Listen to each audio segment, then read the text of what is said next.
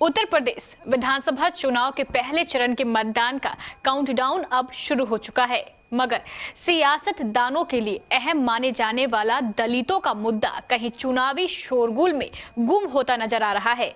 क्या बिखर चुका है दलित वोट बैंक? क्या है विभिन्न पार्टियों की स्थिति? आपको दिखाते हैं इस रिपोर्ट में।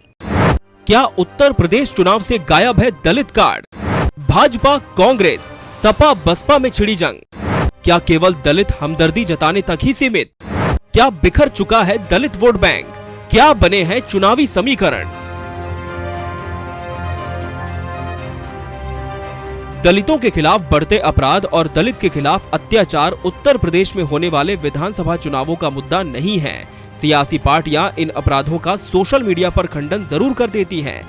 कुछ नेता पीड़ित परिवारों से मिल भी लेते हैं। यहाँ तक कि दलितों की पार्टी समझे जाने वाली बहुजन समाज पार्टी की राष्ट्रीय अध्यक्ष मायावती भी केवल ट्वीट से अपना विरोध प्रकट करती हैं।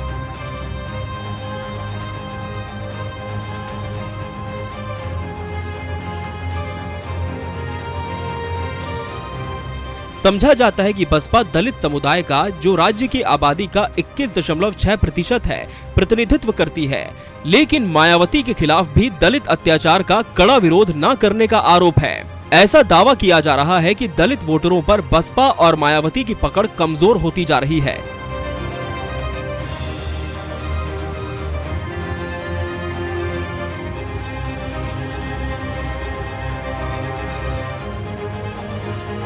यदि उत्तर प्रदेश विधानसभा चुनाव में अब तक की मीडिया कवरेज का एक जायजा लें, तो पता लगेगा कि राज्य में दलित वोट बैंक के बिखरने की पूरी संभावना है, जो कि बसपा के राजनीतिक आधार को कमजोर कर देगा। कुछ विश्लेषक तो चुटकी लेकर ये भी कहते हैं कि बसपा की राष्ट्रीय अध्यक्ष मायावती एकमात्र ऐसी नेता होंगी जो अपने मतदाताओं को एक बार भी संबोधित किए बिना ही चुनाव में उनसे वोट मांगने जाएंगी।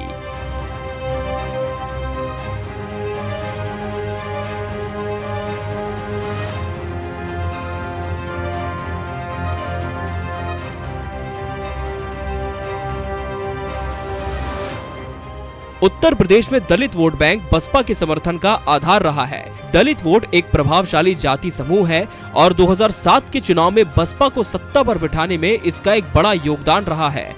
दलित समुदाय में 66 उपजातियां शामिल हैं, लेकिन लगभग 55% दलित वोट जाटव रहे हैं, जो सालों से बसपा और मायावती का साथ देते आए हैं। मायावती खुद इसी जाति से आती हैं।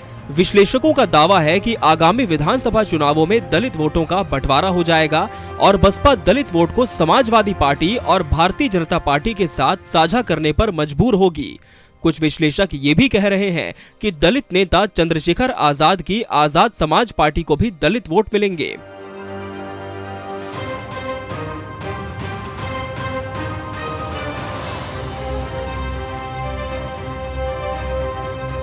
बसपा के पूर्व नेता इसरार अहमद ने दावा किया है कि दलित और मुस्लिम काफी हद तक समाजवादी पार्टी की ओर जा रहे हैं, जो सत्तारूढ़ भाजपा को हराने के लिए बेहतर स्थिति में है।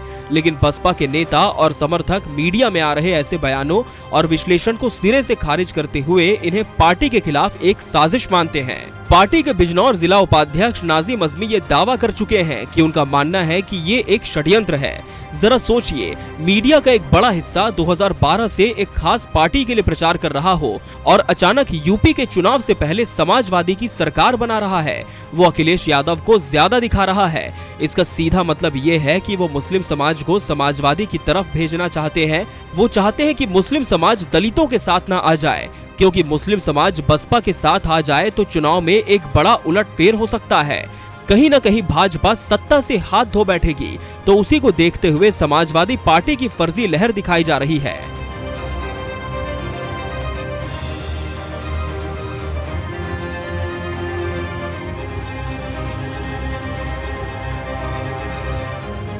2012 से ही बसपा की वोट शक्ति में गिरावट आ रही है। इसे साल 2012 के विधानसभा चुनाव में 25% वोट मिले, जो पिछले चुनाव के मुकाबले में लगभग 5% की गिरावट थी।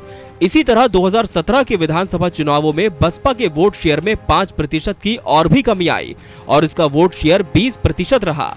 पार्टी ने 2007 के चुनाव में 206 सीटें हासिल करके अपनी सरकार बनाई थी, लेकिन 2012 में इसे केवल 80 सीटें मिली और 2017 में ये सीटें घटकर 19 पर आ टिकी। हालांकि सीटें हारने के बावजूद पार्टी 20% से अधिक वोट शेयर पर कब्जा करने में सफल रही।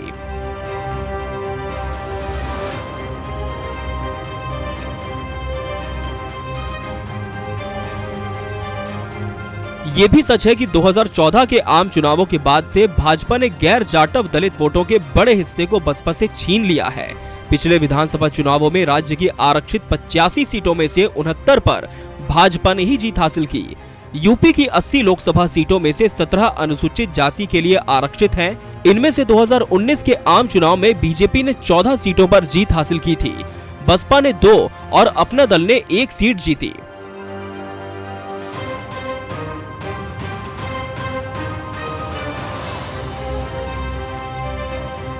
बसपा प्रत्याशी बृजपाल सिंह के खेमे से आवाज आ रही है कि उनकी पार्टी दलित सशक्तिकरण चाहती है। उनके अनुसार दूसरी पार्टियों को केवल दलित वोट चाहिए, दलित सशक्तिकरण नहीं। समाजवादी पार्टी ने दलित वोटरों को लुभाने के लिए बाबा साहेब वाहिनी का गठन किया और अंबेडकर जयंती पर दलित दिवाली मनाई। अखिलेश यादव ने बसपा से निकाले गए नेताओं के लिए अपने दरवाजे खोल दिए और विभिन्न उपजातियों के गैर जाटव दलित नेताओं को जोर शोर से लुभाने का प्रयास किया।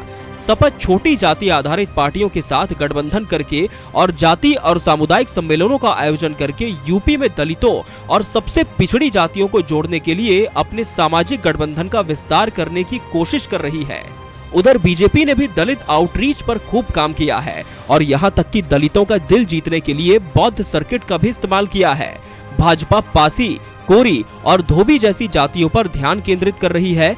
अब तक जारी टिकटों की सूची में दलित समाज के उम्मीदवार आगे हैं। अगर पार्टी टिकट वितरण में इन उपजातियों का प्रतिनिधित्व सुनिश्चित करती है तो हो सकता है कि पार्टी दलित वोटों का एक हिस्सा हड़पने में कामयाब हो।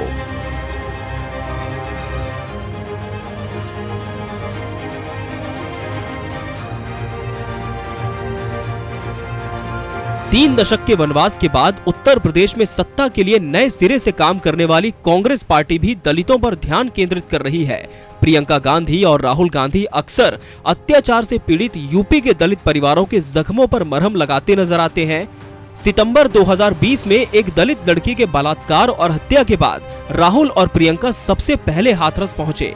प्रियंका कथित तौर पर पुलिस हिरासत में मारे गए दलित अरुण वाल्मीकि के घर भी गई। प्रियंका को दलित महिलाओं से गले लगते भी देखा गया।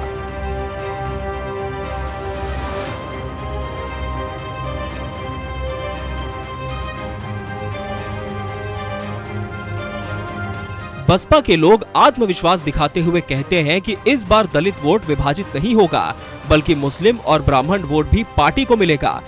जैसा कि बृजपाल सिंह दावा कर चुके हैं कि इस बार हमें दलित बहुमत वोट तो मिलेगा ही, साथ ही गैर दलित वोट भी मिलेंगे, मुस्लिम और ब्राह्मण वोट। ये एक ऐसा दावा है जिसे कोई मानने को तैयार नहीं है, क्योंकि अगर ऐसा हुआ तो बसपा जीत के काफी करीब होगी। लेकिन सारे विश्लेषण के अनुसार इस बार का यूपी चुनाव बीजेपी बनाम समाजवादी पार्टी ही है।